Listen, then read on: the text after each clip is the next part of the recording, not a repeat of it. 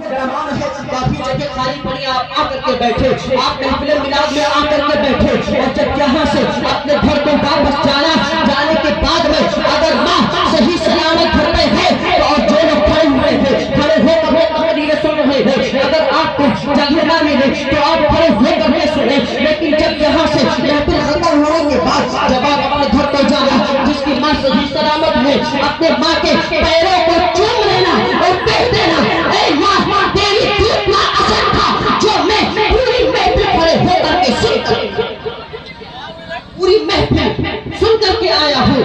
حضرات گرامی ملت اسلامیہ، اللہ تبارک و تعالیٰ قرآن مجید میں فرماتا ہے، ابھی میں نے خطبہ مسلمہ کے بعد جس آیت کریمہ کی تلاوت کا شرف حاصل کیا، اللہ پاک فرماتا ہے وَمَا خَلَقْتُ الْجِنَّ وَالْإِنسَ إِلَّا لِيَعْبُدُونِ، اللہ فرما رہا ہے بے شک میں نے انسانوں اور جناتوں کو اپنی عبادت کے لیے پیدا کیا ہے، اپنی عبادت کے لیے پیدا کیا ہے۔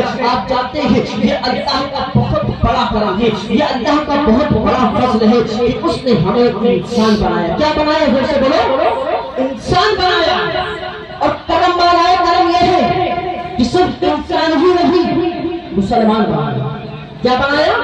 مسلمان بنایا۔ قدر محترم کا کچھ بھی بنا دیتا، جھاڑ بنا دیتا، پہاڑ بنا دیتا، کچھ کر پاتے ہیں آپ، لیکن کتنی بڑی کرپا ہے اس کرپالو کی، کتنی بڑی دیا ہے اس دیالو کی، جس نے ہمیں لقد کرمنا بنی آدم کا تاج پہنایا، انسان بنایا۔ اور کرم بنایا، کرم یہ ہے کہ مسلمان بنایا۔ اور اس پہ کرم پہ جب پہنچا اپنے چرم پر بالکل اس طرح پر تو کیا رزلٹ نکلا کہ صرف مسلمان ہی نہیں بلکہ غلام حبیب رحمان بنایا۔ کیا بنایا؟ غلام حبیب رحمان بنایا۔ 2-4 منٹ میں آپ سے بلواؤں گا، اگر آپ نے میرا ساتھ دیا تو انشاءاللہ جس طرح سے آپ سننا پسند کریں گے ویسے بھی میں سنانا پسند کروں گا۔ آپ تمامی حضرات ایک مرتبہ دونوں ہاتھوں کو اٹھا کے بولے یا رسول اللہ، یا رسول اللہ۔ اچھا ہاتھ اٹھا کر بتائے کون جانا چاہتا ہے؟ جانا چاہتا ہے؟ جانا ہے آپ کو؟ ابھی تو آپ کو مکمل فیس دور کر کے لے کے جانا ہے۔ میں ادھر ادھر کی باتیں نہ کرتے ہوئے سیدھے پوائنٹ کی باتیں میں آپ حضرات سے کرتا ہوں۔ محترم حضرات گرامی ملت اسلامیہ، قرآن مجید میں عبادت کے لیے اللہ نے ہم اور آپ کو پیدا کیا۔ قرآن مجید سے یہ پیغام ملا ہے اور بے شک ہم اور آپ اللہ کے ہیں۔ دوسرے معنی میں فرماتا ہے اللہ تبارک و تعالیٰ اِنَّ لِلَّهِ وَإِنَّ إِلَيْهِ راجعون، بے شک ہم اللہ کی طرف سے اللہ کے لیے آئے ہیں اور اسی کی طرف لوٹنے والے ہیں، اسی کی طرف جانے والے ہیں، اسی کی طرف جانے والے ہیں۔ آپ مجھے ہاتھ دل پر ہاتھ رکھ کر کے بتائیں ہم اللہ کے لیے آئے ہیں اور اللہ کی طرف ہی ہمیں لوٹ کر کے جانا ہے۔ اللہ تبارک و تعالیٰ نے یہ دنیا کی ساری کائنات ہمارے لیے بنائی، یہ دنیا کی تمام نعمتیں اللہ نے ہمارے لیے بنائی۔ ہمیں اس سے بڑی مثال کیا ہو سکتی ہے؟ اللہ نے ہم اور آپ کے لیے، اللہ نے ہم اور آپ کے لیے یہ بڑے بڑے پہاڑ، بڑے بڑے سمندر اور جھاڑ تک یا درخت سمجھتے ہیں، درخت کو اللہ نے ہمارے لیے بنایا ہے۔ کبھی اس میں چھاؤں میں کھڑے ہو کر کے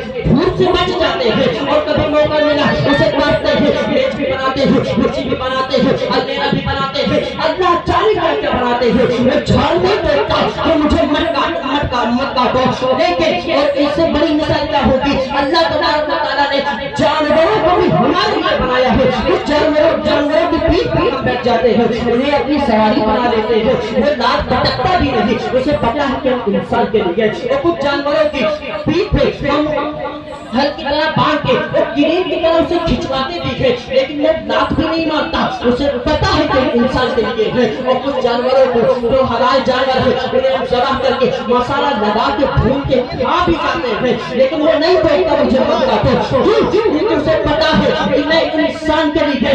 بالکل تم اپنے اے مسلمان ہو اپنے دل پر ہاتھ رکھ کر کے تم نے کبھی ایک لمحے کے لیے، ایک آن کے لیے تم نے کبھی سوچا کہ اے اللہ یہ دنیا کی ساری کائنات کی ساری نعمتیں ہمارے لیے ہیں، ماڈل تو ہم کس کے لیے ہیں، ہمیں کس کے لیے بنایا ہے؟ تو قرآن کی اسی چمکتی اور دمکتی اور مہکتی آیت سے پیغام ملتا ہے، میرے دل کے فرما رہا ہے کہ میرے بندو دنیا کی ساری نعمتیں میں نے تمہارے لیے بنایا ہے اور تمہیں میں نے اپنے لیے بنایا ہے تاکہ تو پوجا چھوڑ، میری پوجا کر، میری عبادت کر، میری عبادت کر۔ اللہ نے لیکن پرابلم یہ ہے کہ اللہ کو جو آپ اللہ کو راضی کرنے کے لیے آئے، اللہ کو راضی کیسے کریں، اس کی پسند ہم نہیں جانتے ہیں۔